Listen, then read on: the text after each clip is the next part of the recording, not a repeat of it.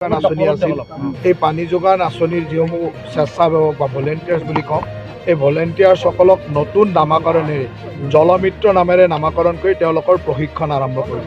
10 দিনীয়া প্ৰশিক্ষণ হ'ব। অসমত যেতিয়া জল জীৱন আঁচনি সম্পূৰ্ণ হৈ উঠিব প্ৰায় 25-26 হাজাৰ এই জলমিত্ৰ থাকিব। প্ৰতিটো আঁচনিৰ কাৰণে এজনকৈ আৰু যিবিলাক ডাঙৰ আঁচনি য'ত ৰিভাৰ চ'ৰ্চ আছে তাত হয়তো 2-3জনো থাকিব। তেনেকৈ এই জলমিত্ৰসকলৰ জৰিয়তে আমি এই আঁচনিসমূহ ছাকচেছফুল কৰিব লাগিব আৰু তেওঁলোকৰ এই 10 দিনীয়া প্ৰশিক্ষণ আজিৰ পৰা আৰম্ভ হ'ল।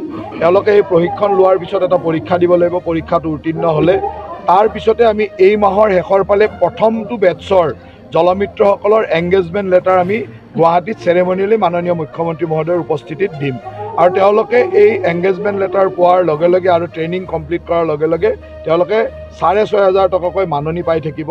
3 বছৰ চৰকাৰে এই মাননিটো দি থাকিব আৰু 3 বছৰৰ ভিতৰত এই আঁচনিটো সেল্ফ সাষ্টেইন মোডলৈকে নিব লাগিব আৰু তেওঁলোকে যাতে ৰাইজৰ পৰা পিছলৈকে যি মাননি ল'ব লাগে সেইখিনি লৈ তেওঁলোকে যাতে নিজৰ আয়ৰ লগতে আঁচনিটো সফলভাৱে চলাব পাৰে তাৰ কাৰণে তেওঁলোকে চেষ্টা কৰিব লাগে। আৰু এতিয়া যিটো ট্ৰেইনিং প্ৰগ্ৰেম হ'ব আমাৰ স্কিল ডেভেলপমেণ্ট ডিপাৰ্টমেণ্টৰ পৰা দিয়া হৈছে। চিডৰ জৰিয়তে আমি ITI বিলাকত আমি এই আঁচনি আৰম্ভ কৰিছোঁ ট্ৰেইনিং।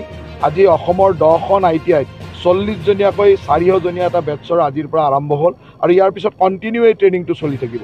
এই গোটেই বেটছ বাই বেটছ আমি ট্ৰেইনিং দিম আৰু ট্ৰেইনিঙৰ পিছতে তেওঁলোকে এংগেজমেণ্ট লেটাৰ পাই কাম আৰম্ভ কৰিব। তাৰ লগে লগে তেওঁলোকে 2 বছৰৰ মূৰে মূৰে ৰিফ্ৰেছাৰ কৰ্চো কৰিব। সকলোকে আহ্বান জনাম যে তেওঁলোকে খুব সুচাৰুৰূপে কাম কৰক।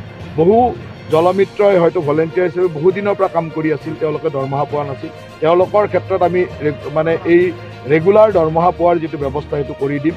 কিন্তু এইটোও ঠিক যে যিসকল আগৰ পৰা আছিল তেওঁলোকৰ ক্ষেত্ৰত কোৱালিফিকেশ্যনটো আমি বহুত বেছি গুৰুত্ব দিয়া নাই। তেওঁলোকৰ কোৱালিফিকেশ্যনৰ আমি এক্সামশ্যন বা তেওঁলোকক ৰেহাইৰ সুবিধা দিম। কিন্তু নতুন যিবিলাক জলমিত্ৰ হ'ব তেওঁলোক হায়াৰ ছেকেণ্ডেৰী হ'ব লাগিব।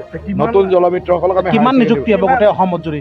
চাওক, গোটেই অসমত গোটেই আঁচনিখিনি হোৱাৰ লগে লগে প্ৰায় 26,000 মানুহৰ আমাৰ প্ৰয়োজন আছে আৰু তাতকৈ বেছিও হ'ব পাৰে। এতিয়ালৈকে আঁচনি কিমান হ'ব আমি সঠিকভাৱে কোৱা টান, কাৰণ আমাৰ লক্ষ্য ৰাখিছোঁ যে মোটামুটি 26,000 আঁচনিৰে জৰিয়তে গোটেই অসমৰ প্ৰায় 63 লাখ মানে পৰিয়াললৈকে আমি পানী যোগান আঁচনি আমাৰ 2024ৰ ভিতৰত লক্ষ্য। 2024ৰ ভিতৰত আমি 63 লাখ পৰিয়ালৰ ঘৰে ঘৰে পানী দিয়াৰ কামটো সমাপ্ত কৰিম। ইয়াত এটা কথা যে প্ৰতিজন মানুহলৈকে 55 লিটাৰ হিচাপত প্ৰতিদিনে পানী পাব লাগিব। এইটোৱে হ'ল জল জীৱন আঁচনিৰ মূল মাপকাঠি যে প্ৰতিজন মানুহে 55 লিটাৰ পানী আৰু প্ৰতিদিনে বিশুদ্ধ খোৱা পানী প্ৰতিদিনে পাব লাগিব। তাৰ কাৰণে আমি কিছুমান নতুন ছিষ্টেম ডেভেলপ কৰিছোঁ। এতিয়া আত্মসহায়ক গোটবিলাকে গাঁৱে গাঁৱে প্ৰতি ঘৰ মানুহৰ ঘৰলৈকে যাব, তেওঁলোকৰ পানী টেষ্ট কৰিব, তেওঁলোকৰ কোৱালিটি টেষ্ট কৰিব, তেওঁলোকৰ পানীৰ কানেকশ্যন ঠিকে। যিসমূহ পানী যোগান আঁচনি আছিল এই পানী যোগান আঁচনিৰ যিসমূহ স্বেচ্ছাসেৱক বা ভলেণ্টিয়াৰ্ছ বুলি কওঁ এই ভলেণ্টিয়াৰ্ছসকলক নতুন নামাকৰণেৰে জলমিত্ৰ নামেৰে নামাকৰণ কৰি তেওঁলোকৰ প্ৰশিক্ষণ আৰম্ভ কৰিব। 10 দিনীয়া প্ৰশিক্ষণ হ'ব। অসমত যেতিয়া জল জীৱন আঁচনি সম্পূৰ্ণ হৈ উঠিব প্ৰায় 25-26 হাজাৰ এই জলমিত্ৰ থাকিব। প্ৰতিটো আঁচনিৰ কাৰণে এজনকৈ আৰু যিবিলাক ডাঙৰ আঁচনি য'ত ৰিভাৰ চ'ৰ্চ আছে তাত হয়তো 2-3জনো থাকিব।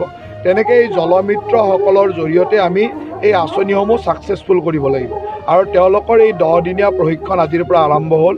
তেওঁলোকে এই প্ৰশিক্ষণ লোৱাৰ পিছত এটা পৰীক্ষা দিব লাগিব। পৰীক্ষাত উত্তীৰ্ণ হ'লে তাৰ পিছতে আমি এই মাহৰ শেষৰ ফালে প্ৰথমটো বেটছৰ জলমিত্ৰসকলৰ এংগেজমেণ্ট লেটাৰ আমি গুৱাহাটীত চেৰেমনিয়েলি মাননীয় মুখ্যমন্ত্ৰী মহোদয়ৰ উপস্থিতিত দিম আৰু তেওঁলোকে এই এংগেজমেণ্ট লেটাৰ পোৱাৰ লগে লগে আৰু ট্ৰেইনিং কমপ্লিট কৰাৰ লগে লগে তেওঁলোকে 6,500 টকাকৈ মাননি পাই থাকিব।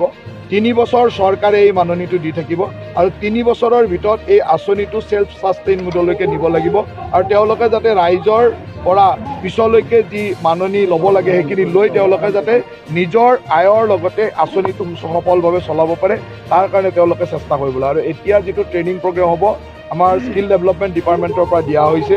চিডৰ জৰিয়তে আমি ITI বিলাকত আমি এই আঁচনি আৰম্ভ কৰিছোঁ ট্ৰেইনিং।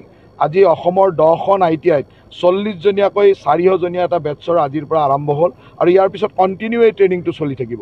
এই গোটেই বেটছ বাই বেটছ আমি ট্ৰেইনিং দিম আৰু ট্ৰেইনিঙৰ পিছতে তেওঁলোকে এংগেজমেণ্ট লেটাৰ পাই কাম আৰম্ভ কৰিব। তাৰ লগে লগে তেওঁলোকে 2 বছৰৰ মূৰে মূৰে ৰিফ্ৰেছাৰ কৰ্চো কৰিব। সকলোকে আহ্বান জনাম যে তেওঁলোকে খুব সুচাৰুৰূপে কাম কৰক।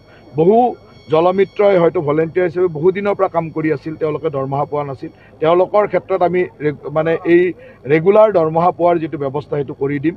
কিন্তু এইটোও ঠিক যে যিসকল আগৰ পৰা আছিল তেওঁলোকৰ ক্ষেত্ৰত কোৱালিফিকেশ্যনটো আমি বহুত বেছি গুৰুত্ব দিয়া নাই, তেওঁলোকৰ কোৱালিফিকেশ্যনৰ আমি এক্সামশ্যন বা তেওঁলোকক ৰেহাইৰ সুবিধা দিম। কিন্তু নতুন যিবিলাক জলমিত্ৰ হ'ব তেওঁলোক হায়াৰ ছেকেণ্ডেৰী হ'ব লাগিব।